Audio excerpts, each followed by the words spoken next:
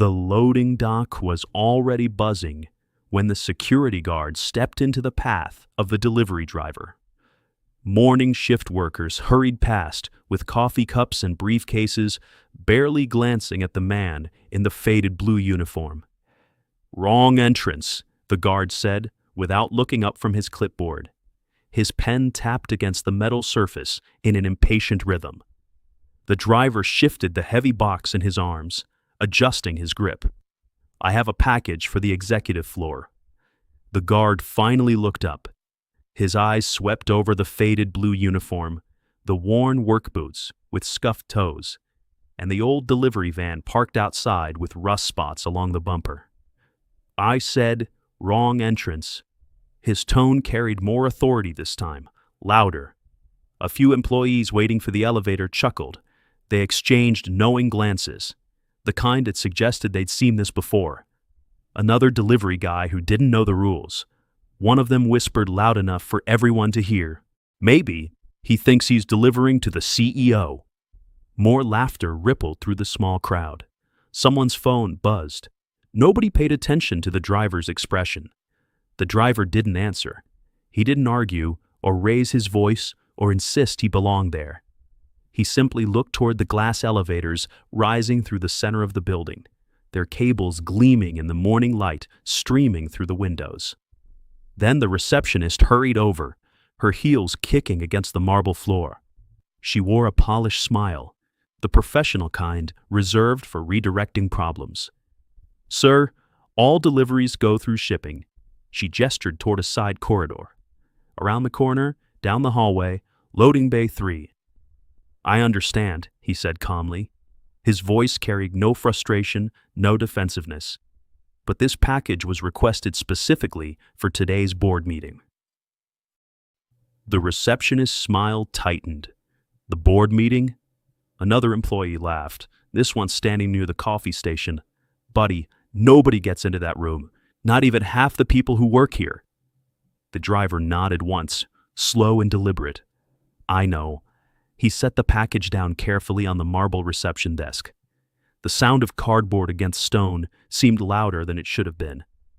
He reached into his pocket with weathered fingers and pulled out a small black envelope, the kind used for formal invitations.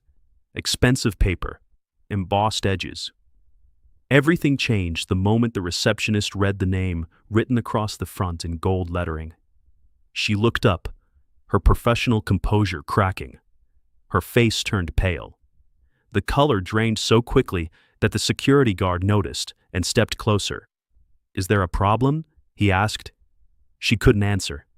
She just stared at the envelope, then at the man in the faded uniform, then back at the envelope again. At 6 every morning, Daniel Brooks loaded boxes into his delivery van while the rest of the city was still asleep. The streets were empty, except for street cleaners and the occasional taxi returning from the night shift. He was 58. Gray had overtaken most of his dark hair. His hands showed the wear of decades of lifting, carrying, hauling. Quiet, always early. He prided himself on never being late, not once in 32 years. Always polite, even to the people who barely acknowledged his existence. He knew almost every doorman in downtown Chicago by name. Marcus at the Caldwell Building, Jenny at Riverside Plaza, Old Pete who worked the overnight shift at the Madison Towers and had been doing it longer than Daniel had been driving. He remembered birthdays, asked about sick children, kept a small notebook in his glove compartment with details he didn't want to forget. Brought dog treats for the security officers who worked overnight. The kind with real bacon, not the cheap ones. Most people never noticed him. They noticed the package, checked the label, signed the tablet, closed the door. Never the man carrying it. Daniel preferred it that way. Invisibility had its advantages. No expectations, no disappointments, no complicated conversations. His life had become simple after his wife Emily passed away 5 years earlier. Cancer had taken her in less than 8 months. The doctors said they'd caught it early, but early hadn't been early enough. Before she died, She'd squeezed his hand with what little strength remained and whispered something he'd never forgotten. "Don't let losing me make you disappear." Some days he wasn't sure he'd kept that promise. Some days he felt like a ghost moving through a world that had already moved on without him. His daughter, Sarah, lived 2 states away with her husband and young son. They had a nice house with a yard, good schools, safe neighborhood. They talked every Sunday at exactly 2 o'clock. She set an alarm. He marked it on his calendar. She always asked the same question. "Dad, when are you going to retire? You've earned it." He always laughed, the same gentle laugh that made her roll her eyes even over the phone. "When somebody tells me they don't need packages anymore." She sighed every time. He could picture her expression perfectly. "You know what I mean." "I know," he'd reply softly. But retirement wasn't really the reason he kept working. The pension was already there. The savings account had enough. Driving the city gave him purpose, a reason to wake up, a reason to shower and dress and leave the house that had become too quiet. Movement, faces, conversations, even brief ones. Silence didn't follow him when he was behind the wheel. The radio played, traffic hummed, people talked. That Tuesday started like every other day.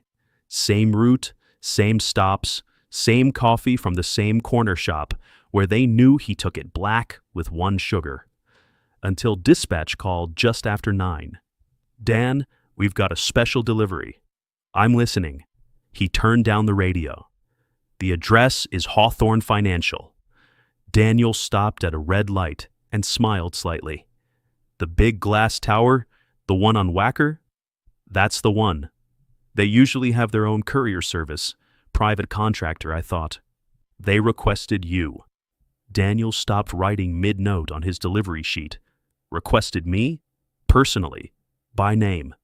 He frowned, staring at the traffic light as it turned green. Someone behind him honked. There has to be a mistake. No mistake.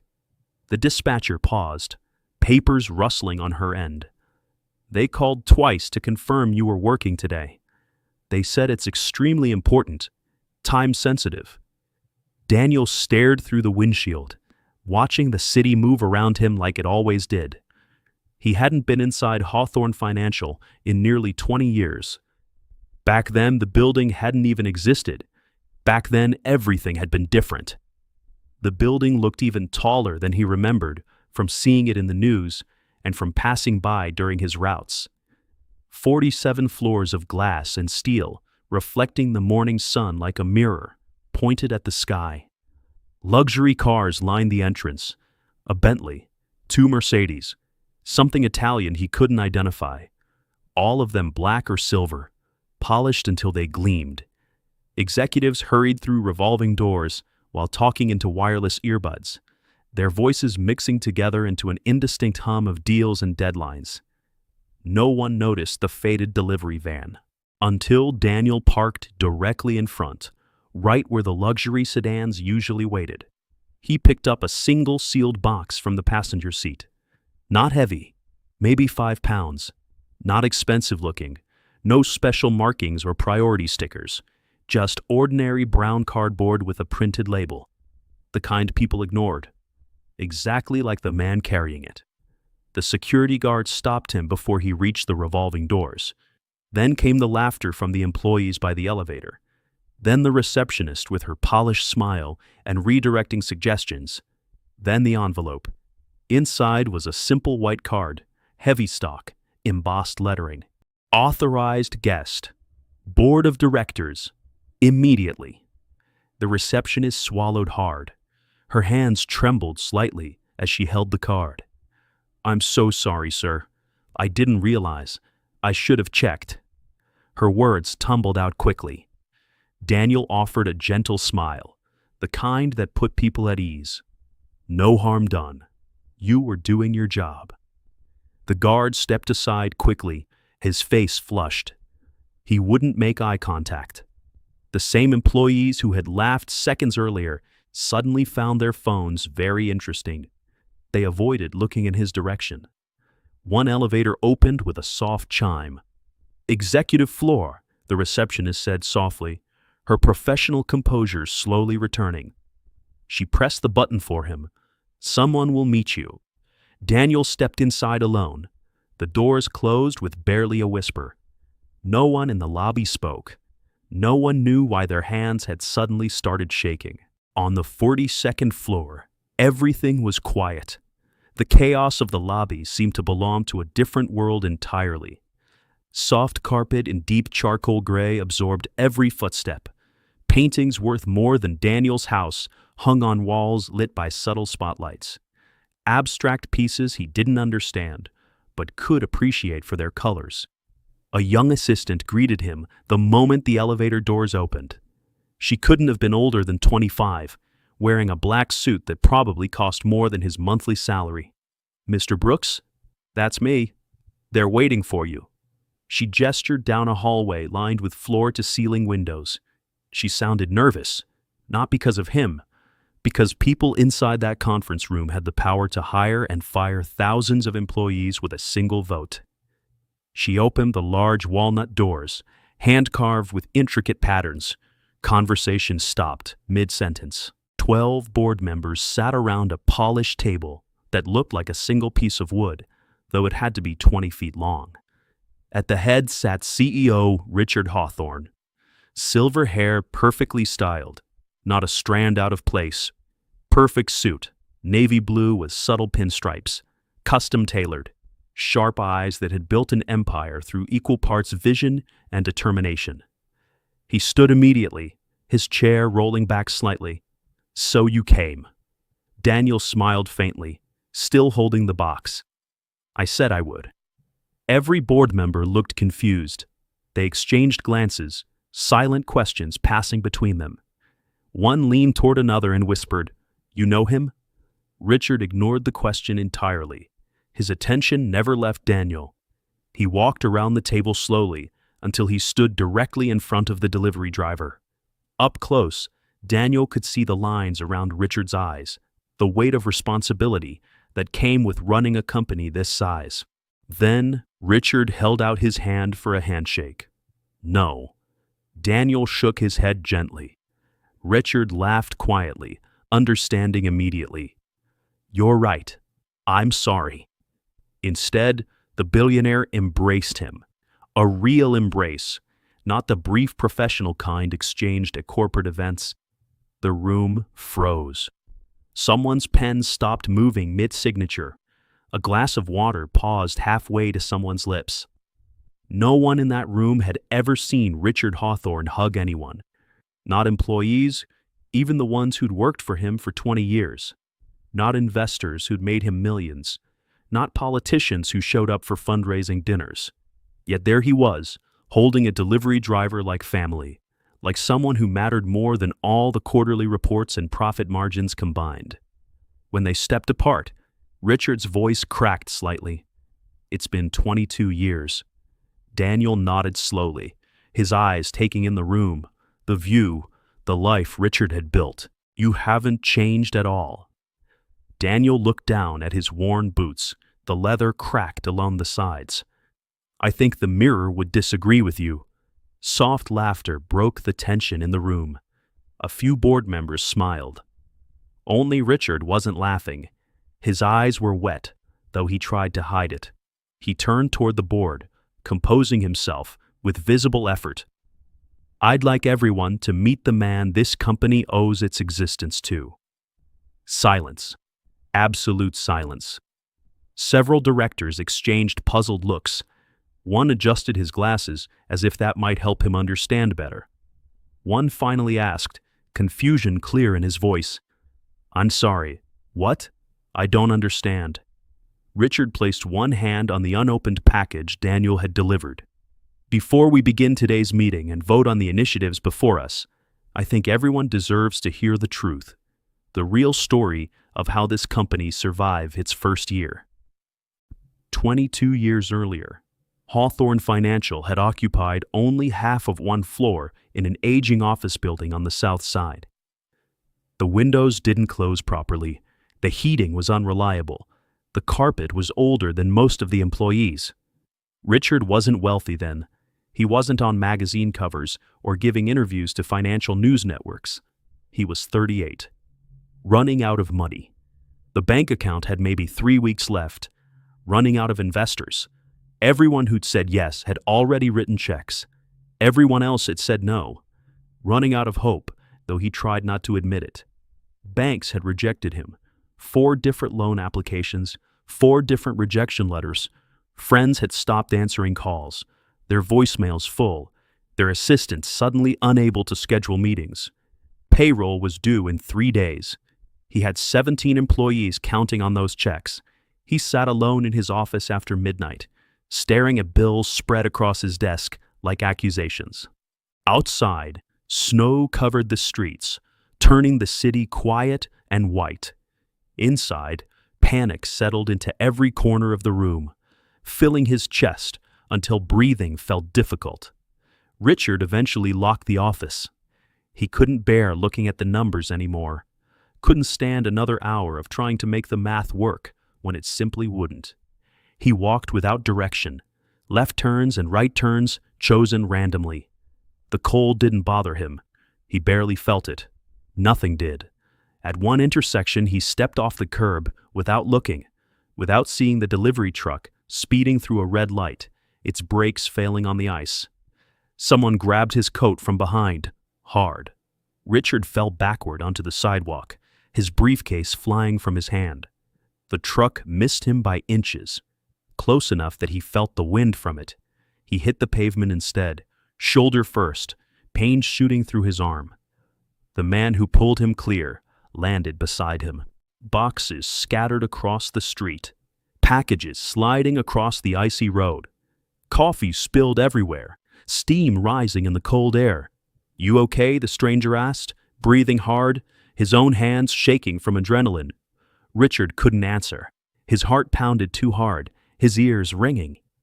The stranger helped him stand, supporting his weight until Richard's legs stopped shaking. "You almost became tomorrow's headline." Richard finally managed a weak laugh that sounded more like a cough. "I guess I wasn't paying attention." "No kidding." The stranger smiled, checking Richard for injuries. "No broken bones?"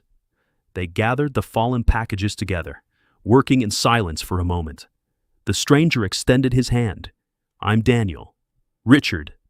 Neither man knew that meeting would change both their lives forever. Richard noticed Daniel's delivery route past the building every weekday morning around 7:30. Soon they'd share coffee outside whenever schedules lined up. Nothing formal. No appointments or planned meetings. Just 10 minutes on a bench near the loading dock. 2 working men trying to get through life one day at a time. Richard never admitted how close his company was to collapsing. Pride kept the words locked inside. Daniel never admitted he was working double shifts because Emily's medical bills had started piling up faster than insurance could pay them. Neither complained about their circumstances. Neither asked for favors. One snowy morning 3 months after they'd met, Richard finally broke. "I don't think I'm going to make payroll." The words came out quietly, ashamed. Daniel looked at him over the rim of his coffee cup. "You mean the business?" Richard nodded, staring at the ground. "I've built something good, something that could help families. I just can't keep it alive long enough to prove it." Daniel stayed quiet for a long moment, steam rising from his cup, then asked one question. "If you had one more chance, one more month to land a client, could you save it?" Richard answered without hesitation. "Absolutely. I have 3 pitches scheduled. Good companies.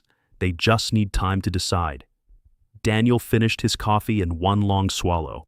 He drove away in his truck. Richard assumed the conversation was over. It wasn't. The next afternoon, Daniel walked into Richard's tiny office, carrying a plain white envelope. "What's this?" "Open it." Inside was a certified check written in careful handwriting. $75,000. Richard stared at the number, counting the zeros twice to make sure he wasn't seeing things. "I can't accept this." "You can." "No." Richard tried to hand it back. "I won't." Daniel smiled gently, keeping his hands at his sides. You remember telling me your company helps families save for retirement? For their kids' education? Richard nodded slowly, uncertain where this was going. I believed you then. I still do now. But this is your money, your savings. Daniel looked out the window at the snow falling steadily. It's Emily's money too. Richard frowned, confused. We were saving for a bigger house, something with a yard, maybe a garden. His smile weakened. We found out she was sick last month. He took a slow breath. There won't be a bigger house now. Won't be a garden. Richard couldn't speak. His throat closed. Daniel continued, his voice steady, despite the weight of what he was saying. She told me something yesterday when I mentioned your company. What? She said if this money can help someone build a future, even if it's not ours, then use it. She said that matters more than a bigger house ever would. Richard's eyes filled with tears he couldn't stop. I'll pay every penny back. With interest, I promise you. Daniel shook his head. You don't pay it back to me. Then who? You pay it forward. When someone else needs saving, you remember this moment. The investment kept the company alive. Not forever, just long enough. A month later, Richard landed one major client, a pension fund looking for new management. Then another, a school district with retirement accounts. Then another. The business grew, merged with a smaller firm, expanded to 3 cities, then 7. Within 15 years, Hawthorne Financial had become one of the largest investment firms in the Midwest, managing billions in retirement accounts. Richard searched for Daniel more than once over the years, but the delivery company changed routes after restructuring. People moved to new neighborhoods. Numbers changed. Life happened, the way it always does. They lost touch, until 6 months earlier. An old accounting file surfaced during a historical audit required for a merger. Attached was a handwritten note, yellowed with age. Emergency personal loan. No repayment required. Courtesy of Daniel Brooks. Richard stared at the signature for almost an hour, memories flooding back. He whispered one sentence to his empty office. I finally found you. Back in the boardroom, no one spoke. Several directors looked stunned, their faces showing emotions rarely visible in these meetings. Others looked embarrassed, perhaps thinking of moments they'd overlooked someone important. One younger executive quietly asked the question everyone was thinking. You built this entire company because of him? Richard answered carefully. No, he gave me the chance to build it. That's different. I did the work, but without that chance, there would be nothing. Daniel shifted uncomfortably, his hands in his pockets. I didn't come here for this. This wasn't why Emily and I made that choice. I know, Richard smiled. You came because I said it was important. He turned toward the board again. Today we vote on our new community investment initiative. The proposal is in front of you. He picked up the small package Daniel had delivered. But first, I wanted everyone to understand why this matters, why we're voting on this at all. He opened the box carefully. Inside was an old dented coffee mug, white ceramic with a faded message. Keep going, Emily.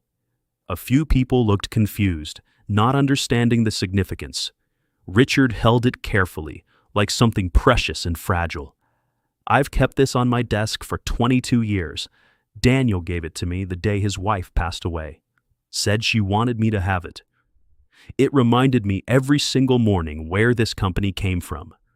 Not from business school or Wall Street experience. From kindness, from sacrifice, from people who believed in something bigger than themselves. He looked at Daniel.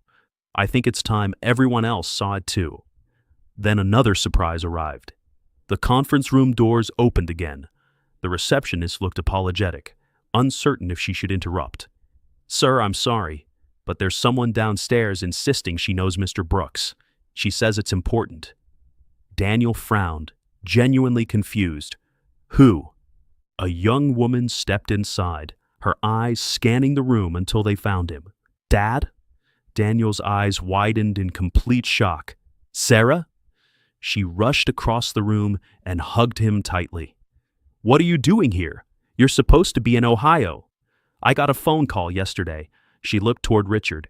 He said I shouldn't miss today, that it was important. Daniel looked confused, turning to Richard. You called my daughter? Richard nodded.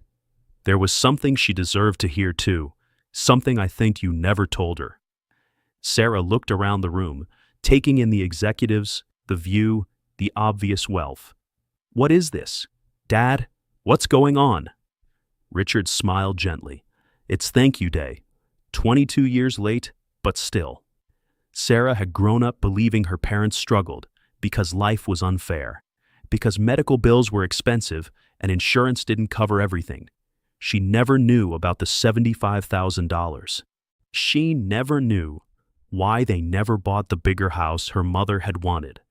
She never knew Emily chose someone else's future over her own comfort, made that choice consciously and without regret. Daniel hadn't hidden the truth intentionally. He simply never thought it mattered anymore. It was the past. Emily was gone. The decision had been made. Sarah turned slowly toward her father as Richard explained everything. You gave away everything you'd saved? Daniel shrugged gently. We still had each other, still had what mattered. Tears rolled down her face, understanding hitting her in waves. Mom knew? She agreed to this? He nodded. It was her idea. I wanted to say no at first. She convinced me. She covered her mouth, overwhelmed. I've spent years telling people she was the strongest woman I ever knew. Daniel smiled, his own eyes wet. You were right. You always have been. The meeting continued, only it no longer resembled a business meeting. It became something else entirely, something none of them had expected.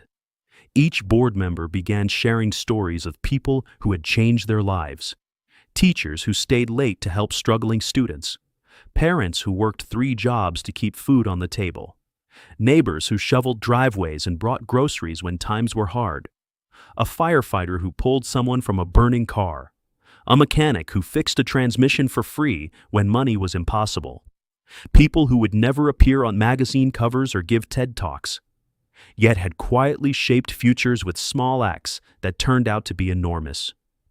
Richard finally stood again after nearly an hour of stories. I have one final item before we vote. A leather folder was placed before Daniel by Richard's assistant. I don't want it. Daniel recognized the formality. You haven't even opened it. I know where this is going. I didn't come here for a reward. Humor me anyway. Daniel sighed and opened the folder. Inside was a deed. His mortgage had been paid in full. The house he'd shared with Emily, free and clear. Another document established a college scholarship in Emily Brooks' name for students entering nursing school, the field Emily had worked in before getting sick. Another created an employee emergency fund for workers facing family medical crises, ensuring no one had to choose between saving a loved one and financial stability. Seed funding, $75 million. $1 million for every 1,000 Daniel and Emily had given. Named the Emily Brooks Promise. Daniel couldn't breathe for a moment. The numbers seemed impossible. This is too much, way too much. Richard smiled. No, it's interest. 22 years of compound interest on an investment that saved everything. Soft laughter mixed with tears around the room. Word spread faster than anyone expected. Not because the company issued a press release or called reporters, because someone in the hallway had seen executives applauding a delivery driver, had taken a photo, posted it online with questions. Within hours, the story reached local news stations. By evening, it had spread nationwide, trending on 3 different platforms. Reporters camped outside Daniel's small house with cameras and microphones.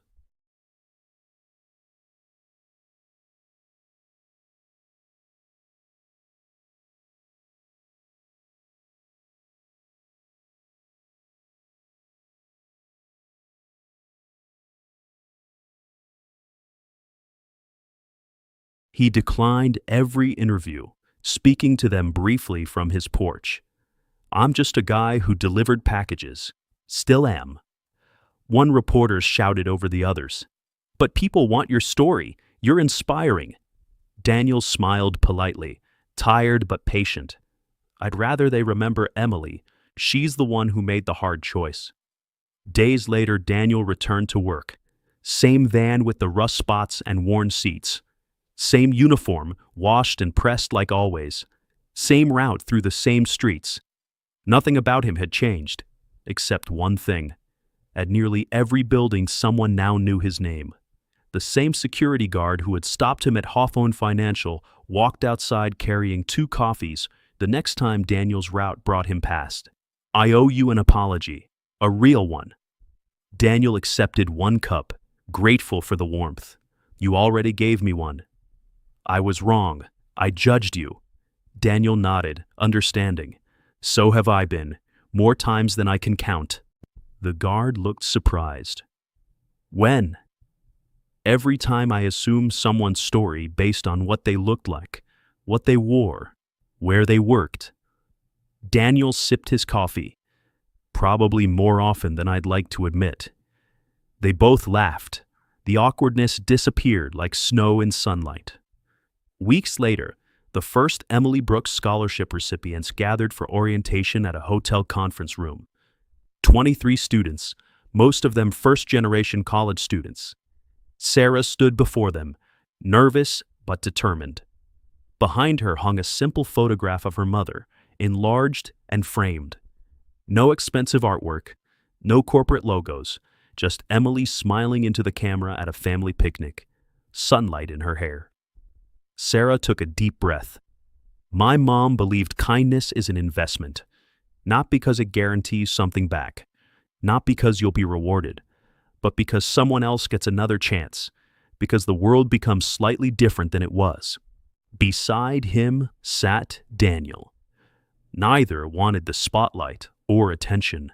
Both tried to keep their eyes dry. Neither succeeded. Months turned into a year. The Employee Emergency Fund helped hundreds of families stay afloat during medical crises, paying bills that would have destroyed them. The nursing scholarships expanded across 3 states, then 5. Richard insisted every new executive hear the company's real origin story during orientation. Not the stock price or market share, not the acquisitions or impressive quarterly earnings, not the awards or recognition. The story of a delivery driver, a paper envelope, and a promise made by a woman who never lived long enough to see how far her kindness would travel. One rainy afternoon, Daniel made one final delivery to Hawthorne Financial before retiring. Employees lined both sides of the lobby, not because anyone ordered them to or sent a memo, because they wanted to. No speeches, no cameras, just applause. Real applause. The kind that comes from gratitude instead of obligation. The same security guard opened the elevator himself, pressing the button for the executive floor. "No wrong entrance today," Daniel smiled. "I guess not." When he reached the executive floor, Richard was waiting by the windows. "So," Daniel said quietly, "I finally ran out of packages." Richard laughed. "I think you've been delivering something much bigger all these years." They stood together by the windows overlooking the city, 42 floors below.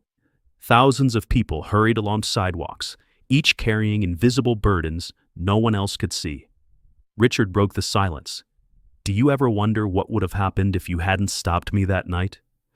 Daniel looked out across the streets where it had all begun, snow falling just like it had 22 years ago.